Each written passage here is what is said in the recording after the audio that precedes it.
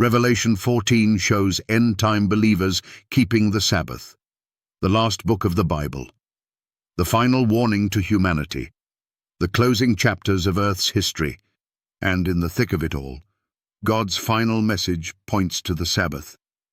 Revelation 14 is no bedtime story. It's a blazing call to fear God, worship Him, and obey His commandments.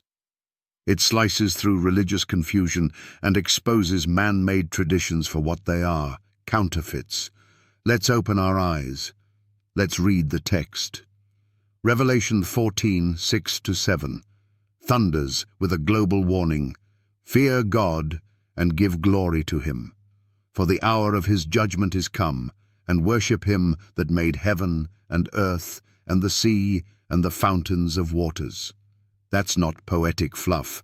That's a direct quote, pulled word for word from the fourth commandment in Exodus 20:11, where God declares why the seventh-day Sabbath is holy. For in 6 days the Lord made heaven and earth, the sea, and all that in them is, and rested the seventh day. Coincidence? No. God is shouting to the world in the last days, come back to me. Come back to my Sabbath. Come back to the Creator, because the mark of the beast is coming, because deception is flooding the churches, because people are being trained to obey systems, not Scripture. And while the world bows to a counterfeit day of worship, Revelation 14:12 identifies God's true people. Here is the patience of the saints. Here are they that keep the commandments of God and the faith of Jesus. Not some commandments, not altered commandments, all 10, including the Sabbath. So I challenge every pastor preaching Sunday, every priest holding Mass on the first day, every imam who mocks Christians for not obeying their own book, every skeptic who shrugs off the commandments as relics of the past.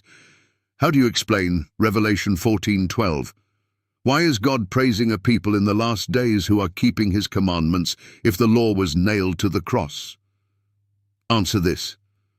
Why would God commend commandment keepers if the commandments no longer matter? The final crisis will not be about atheism. It will not be about paganism. It will be about worship, true versus false, creator versus creature, obedience versus tradition.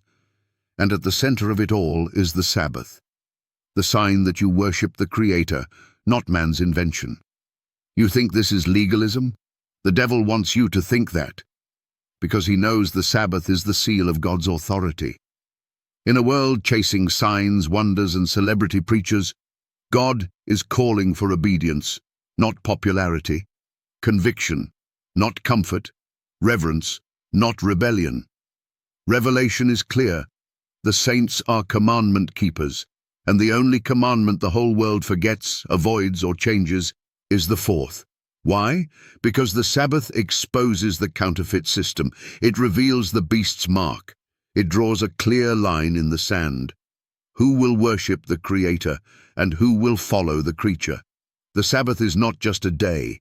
It's a test, a sign, a seal.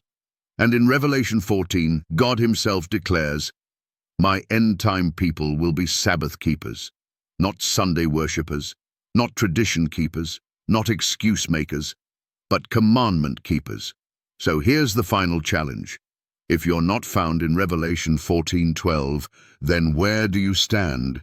Because in the final hour, it's not about denomination, emotion, or opinion. It's about loyalty to the Lamb and obedience to His law. And if you still believe the Sabbath doesn't matter, then explain Revelation 14, where God Himself says otherwise.